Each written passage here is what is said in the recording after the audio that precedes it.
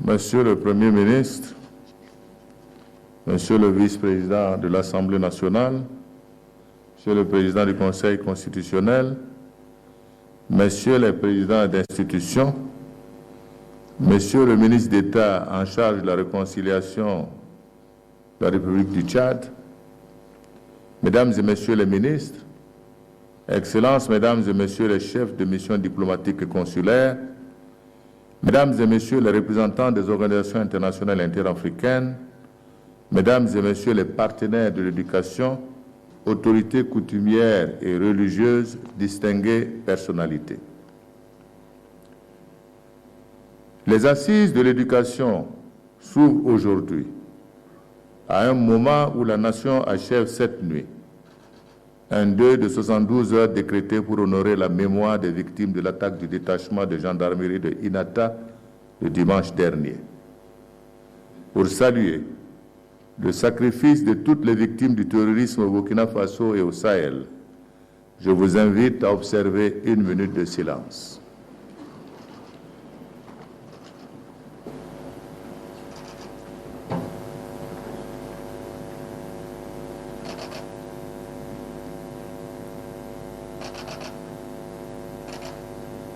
Je vous remercie. Distinguées personnalités, Mesdames et Messieurs, l'occasion me paraît particulièrement bien choisie pour rendre un hommage à toute la communauté éducative et aux partenaires techniques et financiers pour leur immense contribution à l'éducation nationale au Burkina Faso. L'école a comme coutume de dire est le reflet de la société dans laquelle elle évolue. L'école doit aussi contribuer à façonner les valeurs sociales désirables de la nation. C'est dans cet esprit que se tiennent les présentes assises de l'éducation nationale. En 1960, lorsque notre pays accéda à l'indépendance, le taux de scolarisation brute était ainsi que l'a écrit le professeur Joseph Kizerbo, de 5% dans l'enseignement primaire. Le pays comptait alors à peine une dizaine de lycées et collèges, et dans l'enseignement supérieur, une dizaine d'étudiants inscrits dans les universités d'Afrique et d'Europe. Après l'indépendance, le Burkina Faso, à l'instar des autres pays, a réalisé des infrastructures éducatives et opéré plusieurs réformes des contenus de son enseignement en vue de l'adapter à ses réalités et d'en faire un instrument de développement. Cependant, la volonté de développer l'offre éducative de qualité a été et reste une quête permanente à travers les décennies. Les États généraux de l'éducation tenus en 1994, les Assises nationales sur l'éducation en 2002 ont dégagé des pistes d'action qui ont permis de changer qualitativement les statistiques relatives à l'accès.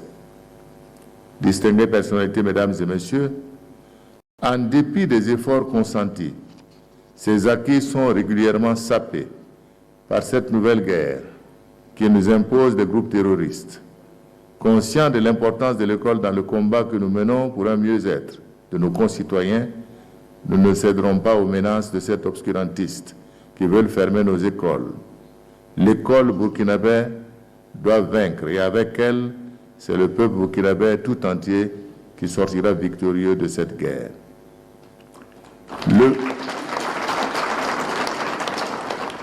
Le 22 novembre 2020, j'ai pris l'engagement devant le peuple burkinabé qui m'a renouvelé sa confiance, je cite, d'asseoir l'économie du savoir et bâtir l'école de demain par la promotion de l'innovation technologique comme moyen par excellence pour transformer le Burkina Faso dans les secteurs sociaux et de développement pour les 5 années à venir. Dans cette optique, le gouvernement a adopté le deuxième plan de développement économique et social, PNDS 2, qui constitue notre référentiel national de développement pour la période 2021-2025. Dans ce plan national de développement économique et social, j'ai encore inscrit le développement du capital humain comme une pierre angulaire de notre programme de développement. Cette affirmation part du principe que c'est par l'homme et pour l'homme que nous agissons et le développement du Burkina Faso se doit d'avoir un visage humain. Dans cette perspective, la transformation globale de notre système éducatif constitue un des objectifs majeurs de notre programme. le gouvernement. Pour ce faire, en matière d'accès à l'éducation, j'ai pris l'engagement d'assurer le développement de l'offre éducative tout en mettant fin aux classes sous paillotes, de développer l'enseignement de la formation technique et professionnelle, de créer et de développer les classes préparatoires aux grandes écoles, de doter chaque région d'au moins un lycée scientifique. Dans l'éducation non formelle, l'adoption du programme d'alphabétisation formelle des adolescents, jeunes et adultes devra permettre à terme de booster cette composante de l'éducation. La formation des professeurs des écoles dans les options de langue nationale vise à promouvoir à la fois l'enseignement bilingue et l'enseignement des langues nationales. La création des nouveaux emplois comme ceux de professeurs agrégés des lycées et collèges, de personnel des laboratoires des lycées et collèges et des ateliers de l'EFTP permettront d'assurer un enseignement de qualité au service d'une nation solidaire, ancrée sur les valeurs de notre riche patrimoine culturel et historique et engagée dans la voie du développement. Aussi voudrais-je appeler à un sursaut de tous les Burkinabés et de tous les acteurs de la communauté éducative autour de l'éducation pour en faire un domaine sacré. L'école devra, dans l'intérêt de tous, fonctionner de façon permanente à l'abri des crises. Ayons à l'esprit que l'éducation est un droit pour chaque enfant, un devoir de chaque parent et une obligation de toute la communauté. Il est de notre responsabilité d'assurer une éducation de qualité à tous nos enfants, car l'éducation reste la meilleure préparation pour affronter un avenir à la fois plein d'inconnus et exigeant en matière de qualité et de capacité d'adaptation.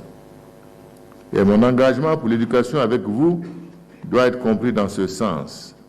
Offrir à notre pays des Burkinabés de la meilleure graine, grâce à l'éducation, parce que je partage entièrement ce slogan selon lequel, je cite, « L'éducation n'est pas une dépense, mais plutôt un investissement », fin de citation. Mesdames et messieurs les participants, dans un monde qui change, l'école ne saurait rester statique, au risque de devenir inadaptée. Elle doit déceler les germes de changement et opérer les réformes nécessaires à son amélioration. Durant ces assises nationales de l'éducation nationale, vous aurez examiné différentes propositions en vue de sceller un pacte national pour une éducation résiliente et de qualité pour tous les enfants de ce pays, sans exclusion aucune des villes et des campagnes. À ces assises nationales de l'éducation nationale, vous êtes conviés à apporter vos contributions à la construction d'une école solide et forte, en phase avec les aspirations des communautés et les réalités socio-économiques de notre pays. Au regard de vos expériences et de vos compétences, je ne doute pas un seul instant que vous mettrez tout en œuvre pour atteindre les objectifs fixés à ces assises. Il est attendu de ces travaux des propositions d'action fortes à même d'aboutir à des changements profonds du système éducatif. Nous devons ensemble oser inventer l'avenir pour offrir à nos enfants les outils pour se réaliser eux-mêmes et hisser le pays des hommes intègres dans le concert des nations développées. Mesdames et messieurs, nous devons avoir de façon constante le regard tourné vers nos valeurs propres, celles-là qui ont permis à notre peuple de vivre ensemble dans la paix, la tolérance et la compréhension mutuelle. Notre peuple n'a jamais capitulé, il a toujours su faire face dans l'union à toutes les agressions. Nous devons aujourd'hui plus que jamais l'enseigner à nos enfants afin qu'ils apprennent à résister devant l'adversité d'où qu'elle vienne et quelle que soit sa forme. C'est à ce prix que l'école d'aujourd'hui construira la société de demain sur un socle solide. C'est pourquoi je sollicite l'adhésion et l'accompagnement de tous les acteurs et partenaires de l'éducation afin qu'ensemble, nous fondions un pacte national pour une éducation de qualité. Pour ce faire, je convoquerai les prochains mois l'ensemble des parties prenantes du système éducatif, de la communauté éducative, autour des conclusions des actes des assises nationales de l'éducation nationale, afin que chaque partie s'engage autour de ce pacte fédérateur qui mobilisera toutes et tous à aller dans la même direction et avec les mêmes objectifs communs. Je ne saurais terminer mon propos sans réitérer ma reconnaissance à toutes celles et à tous ceux qui œuvrent au quotidien avec la communauté éducative pour le rayonnement de l'école. les notabilités coutumières, les confessions religieuses, les acteurs de la sphère économique. Je remercie également la communauté internationale et les partenaires techniques et financiers qui nous accompagnent. Nous mesurons à juste titre leur contribution et les assurons de notre commune volonté de faire en sorte que les appuis divers mis à notre disposition contribuent au développement de notre système éducatif. Sur ce, je déclare ouvertes les assises nationales de l'éducation nationale. Plein succès à nos travaux. Vive l'école burkinabé. Je vous remercie.